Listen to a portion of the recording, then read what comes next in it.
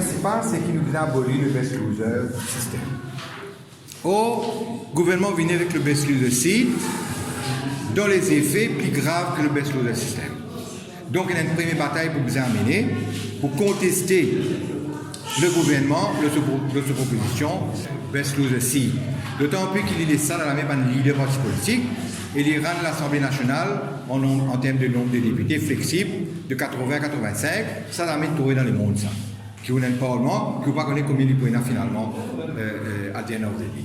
Un deuxième axe, nous devons trouver un système qui ne pas diminuer le pouvoir du parti qui gagne les élections, le first past the post, et en même temps assurer à nous l'opposition.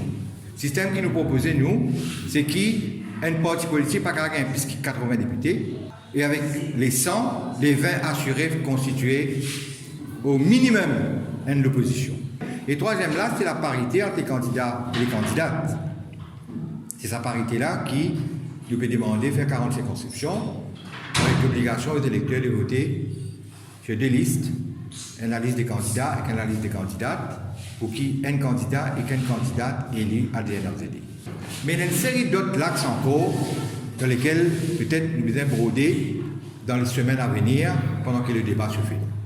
Donc, en gros, il y a 40 circonscriptions, 2 députés par circonscription, oui. Mais 100 députés. Donc, explique-nous ça. 100 députés, c'est-à-dire 80 députés qui élisent le système First Past the Post, et il y a 20 députés qui élisent le base du party list. Et le party list est proportionnel.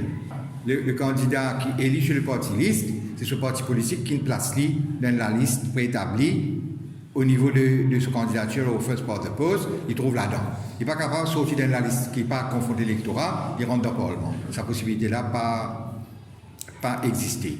Et en ce qui concerne le candidat qui est élu sur le party list, il est important que seuls les partis qui représentent 80 candidats qui gagnent droit être considérés quand nous pouvons remplir le party list, et capable d'arriver qu'il n'y ait aucun candidat pas élu dans la liste des circonscriptions, mais qui a un parti qui a plus soutien dans la liste first party list, il est capable de gagner un monde qui est élu dans le Parlement, qui rentre dans le Parlement, la base du party list seulement.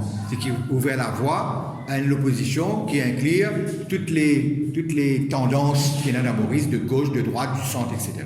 Puis envoyer une lettre au Premier ministre d'ici vendredi pour donner nos propositions et pour demander une rencontre avec ce comité de techniciens.